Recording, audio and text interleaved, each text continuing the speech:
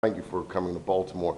W.E.B. Du Bois said that the problem of the 20th century would be the color line, and it's just fascinating to see you and the president work together. Here in Baltimore, majority African-American city, we have our challenges. Any thoughts on race and how race may or may not have played a factor in your inner team? Thank you. Well, this is what brought it on. When he was deciding what to run. And you look at the states that would determine his successor or not. Iowa was preeminent in him for that. Very little choice. He basically said, listen, people either accept me or they won't. My name, my race, my background, I was a community organizer, I've been Washington on. He had a lot of faith in people. And that's what we saw. And I do think that, listen, there are elements out there that obviously are using some loaded language, and their motivations may not be pure in their political option. We saw even some of this in some of the McCain-Palin rallies. But that is really a small fraction of the people who opposed it. And I think it was such a heartening thing to see. And I hope that, I'm not suggesting, by the way, that we do not have still racial issues, gender issues, and class issues. Unfortunately, we made progress, but there we are still today and will for some time. I'm just giving you an analysis of the campaign.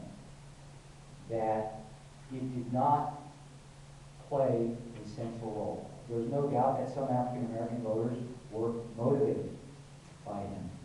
Now, African Americans turned out a huge numbers for Kerry, not as high as this. That was part of it. I think some young people. Where there's some people in the other party who said, I would have voted for Hillary, but I'm not going to vote for him because he's African American. It's infinitesimal, really. But, it was something that, again, what's interesting is, we all, and listen, I thought the speech he gave during the Reverend Wright affair, which was just a remarkable moment, because it was a hit to the main enemy. The political playbook says, go out, do some interviews, and then try and move high.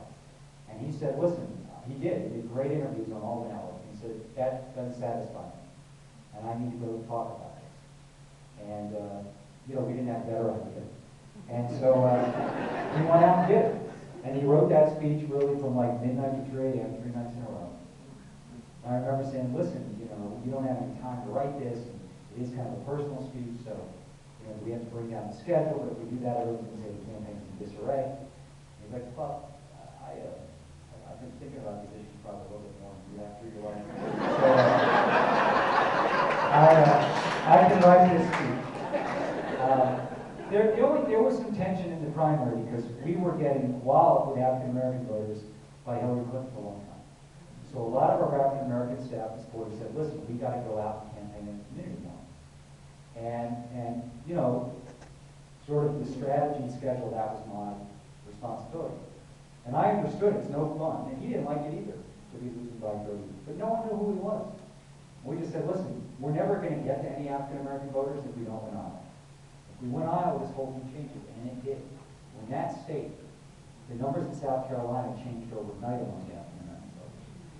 And we won 75%. And obviously, when some comments were made that shouldn't have been made by our political adversaries, our support went to 95, the rest of the primary. So that there was some tension there. And but what we felt was, listen, in almost every scenario we're going to lose. We have one path though. This is it. It's like a sporting team who says, this is our game plan today. It's the only one available to us. And it may not, but we're not going to deviate.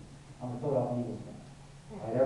Every game we say, we're going to commit to the running, and we don't run because we get stuck with these guys. John McNabb ends up in Washington State. So our view was you got to stick with the plan. So, but it was a hard, and listen, I do think, there are Latino candidates getting elected all across America today in places with very few Latino voters.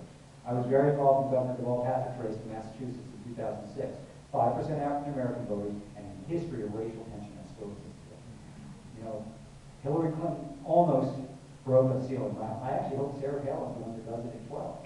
But gets nominated. So I hope where there's so just from a political standpoint, I'm not talking societal, economic, where there's problems trickle down. I hope we can begin to put this to rest, because at the end of the campaign, when it looked like we were doing well, remember, all of the coverage was, well, but is there going to be a quote-unquote Bradley effect? Are voters going to go into the booth and not vote for him because he's African American? And that just didn't happen. And so my view is let's just stop. You know, people can win races in every part of this country, in every office, if you're a good candidate. And